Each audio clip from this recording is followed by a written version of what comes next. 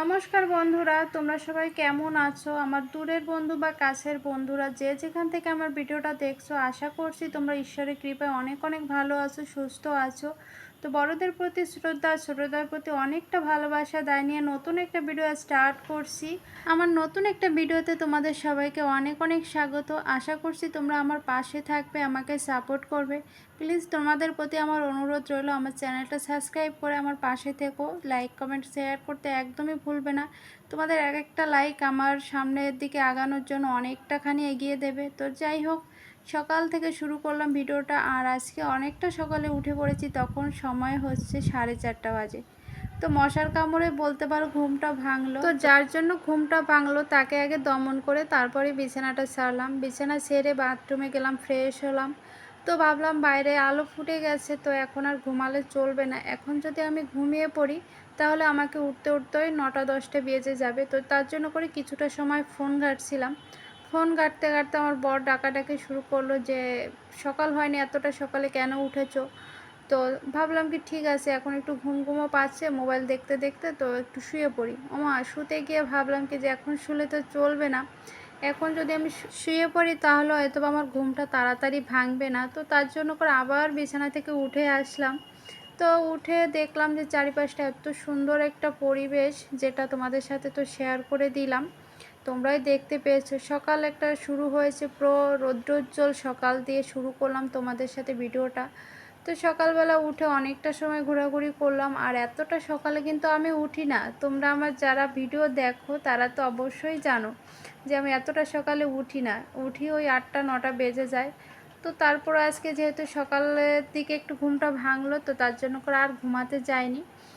তো অনেক দিন তো হলো সূর্য মামা ওঠার যে দৃশ্যটা সেটা তো আর উপভোগ করা হয় না। তো তার জন্য করে আজকে আর সেই দিন সেই সুযোগটা মিস করলাম না, যেহেতু ঘুমটা ভেঙে গেছে। তো এই সুযোগটা মিস করলে আর হয়তো বা কবে দেখবো কে জানে। এই জিনিসটা আগে হতো ছোটোবেলায়, যখন টিউশন পড়তে যেতাম বা স্কুলে যেতাম, ভোরবেলা উঠতে হতো। তো সেটা তো ছোটোবেলায় কেটে গেছে। তো যাই হোক, এদিকে ঘরের কাজ করতে করতে আমার চোখে পড়লো বারান্দার দিকে।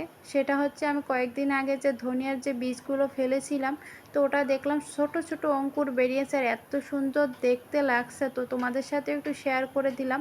তো বেশ ভালোই হয়েছে। তো এখন বড় হওয়ার অপেক্ষা আর কি, বড় হলেই বুঝতে পারবো বা দেখতে পারবো কতটা সুন্দর হয়েছে বা খাওয়ার উপযোগ্য হবে কিনা। তো যাই হোক, এদিকে ঘরের কাজকর্ম শুরু করে দিয়েছি। ছোট রুমটা তো সুন্দর করে বিছানাটা ঝেড়ে পুছে একদম পরিষ্কার করে তারপর জিনিসপত্রগুলো সুন্দর করে মুছে নিলাম। আর আজকে সকাল থেকে ভেবে রেখেছি ঘরটা সুন্দর করে পরিষ্কার করব আর কি, যতটা পারি তোমাদের সাথেও সেটা শেয়ার করে। আর আজকে ভিডিওটা শুরু করার সময় ভেবে রেখেছি যে আমি যে সকাল থেকে যে আমার যে ডেইলি মর্নিং রুটিনটা থাকে, তো সেটাই তোমাদের সাথে শেয়ার করব।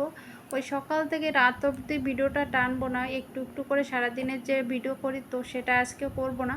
আজকে মর্নিং রুটিনটাই তোমাদের সাথে শেয়ার করব।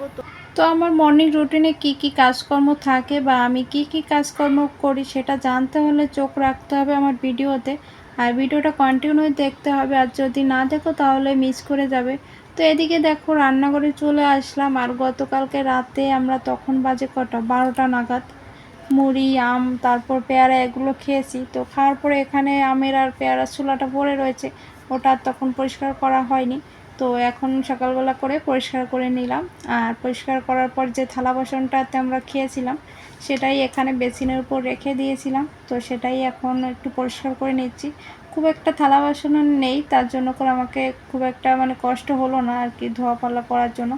তো যাই হোক, ধোয়াটা কমপ্লিট হয়ে গেল, আর এখন চলে এসেছি চুলার পাশে।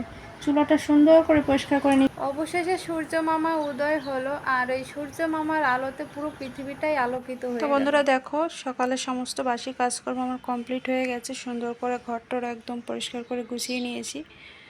তো সকাল সকাল উঠেছি যেহেতু, তার জন্য করে ঘরটা সুন্দর করে একদম গুছিয়ে পরিপাটি করে নিলাম, যাতে করে সারাদিনের যে শান্তিটা লাগে সেটা।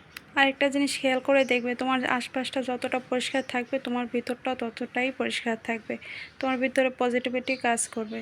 এটাই আমি বুঝি আর কি। যেদিন ঘরটা সুন্দর করে পরিষ্কার করে রাখি সেদিনকে আমার মনটা বেশ ফুরফুরা থাকে। তো চলো, ডাইনিং রুমে চলে আসলাম, আর থালা বাসনগুলো গতকালকে ধুয়ে রেখেছিলাম সেটাই এখন এখানটার করে সুন্দর করে গুছিয়ে নিলাম। আর দুই একটা থালা বাসন বেরিয়েছিল, সেটা ধুয়ে টেবিলের উপর বুট করে রেখে দিলাম। আর টেবিলটাও সুন্দর করে পরিষ্কার করে নিলাম। তো চলো রান্না করে যাই। তো আমার রান্নাঘরের সমস্ত কাজ কমপ্লিট হয়ে গেছে, কোনো কাজই বাকি নেই। বাকি বলতে একটা কাজই আছে, ময়লা ফেলতে হবে। কারণ কি গতকালকে মাছ আনা হয়েছে, মাছের যে ময়লা রয়েছে তো ওটা থাকলে গন্ধ হয়ে যাবে, তার জন্য করে সকাল সকাল ফেলে দিয়ে আসবো। তো তারপরে এসে চেঞ্জ করব, চেঞ্জ করে ফ্রেশ হব, ব্যাস এই হচ্ছে আমাদের সকালে কাজকর্ম। আর এখন টাইম হচ্ছে 6টা 20।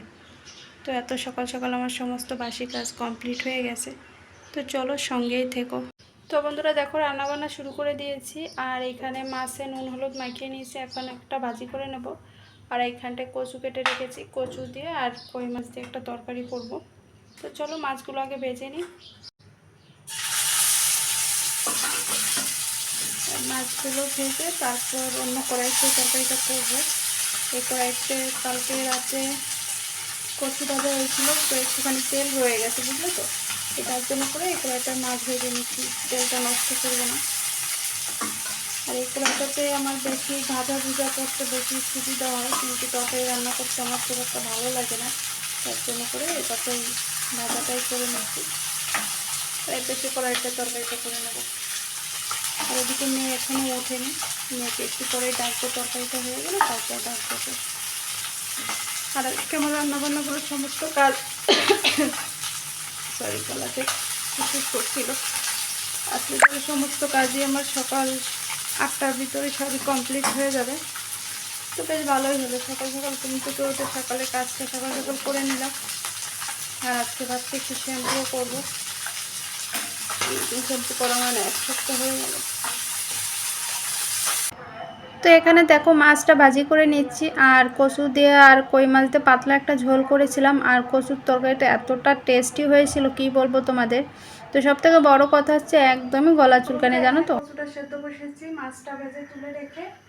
আর এইখানটায় তোমাদের ব্যাক ক্যামেরা করে। আর আজকে দুপুরে রান্নাবান্না বলতে এই কচু শাক করবো, আর কচু দিয়ে কই মাছ দিয়ে তরকারি করব। আর হচ্ছে সাথে ভাতটা আজকে ইসে করেছি, ওই প্রেশার কুকারে করেছি। আলু সেদ্ধ দিয়ে সকালের জন্য ভাত করেছি, তো একবারে দুপুরের জন্য করে রাখলাম। তো এখন মেয়েকে ডেকে তুলে তারপর সকালে খাবারটা খাবো, কারণ কি অনেকটা দেরি হয়ে যাবে যদি রান্নাবান্না কমপ্লিট করে খেতে যাই। আর এখন বাজে হচ্ছে 8টা 16 বাজে। তো মেয়েকে ডেকে তুলবো, ডেকে তোলার পর ব্রাশ করাতে হবে, তারপর ঘুম থেকে তুলে তো আর খাবে না। অনেক কচুটা সেদ্ধ হতে থাকুক, একটুখানি সেদ্ধ করে নেব, যদি আমার গলা ধরে তো তখন তো আবার রান্নাবান্না করা বেকার একদম মশলাপাতি দিয়ে। আর এখানটায় মশলা করে রাখলাম, এখানে হচ্ছে জিরা ধনিয়া আর হচ্ছিল মরিচ একসাথে বেটে রেখেছি। তো চলো রান্না করে কাজকর্ম সেরে দেখো রুমে চলে এসেছি। আর রুমে এসে মেয়েকে ডেকে তুললাম, ডেকে তুলে দেখো রুমে নিয়ে এসেছি, ছোট রুমটা আর কি। আর বর তো এখনও ওঠেনি, বর ঘুমাচ্ছে। তো ওকে ডেকে তুলে এখন মাথাটা আঁচড়ে দেবো সুন্দর করে, তারপর একটু গলায় পাউডার দিয়ে দেবো। ব্যথা করে? ব্যথা করে? চুলে জটা হয়েছে, আজকে শ্যাম্পু করবো, ঠিক আছে? শ্যাম্পু তো ভুলিয়ে গেছি। এই দেখো বন্ধুরা, আমার সোনামা ঘুম থেকে উঠে গেছে, তাই না? দেখি গলায় একটা পাউডার দিয়ে দিই। উঁচু করো। এ মা, আমি তো এই মুখটাই খুলিনি। উঁচু করো। জোরে গুড মর্নিং বলে দাও। Good morning. চলো ব্রাশ করতে হবে, তারপর ভাত খেতে হবে। চলো খুলে না, বই দিকে তাকাও।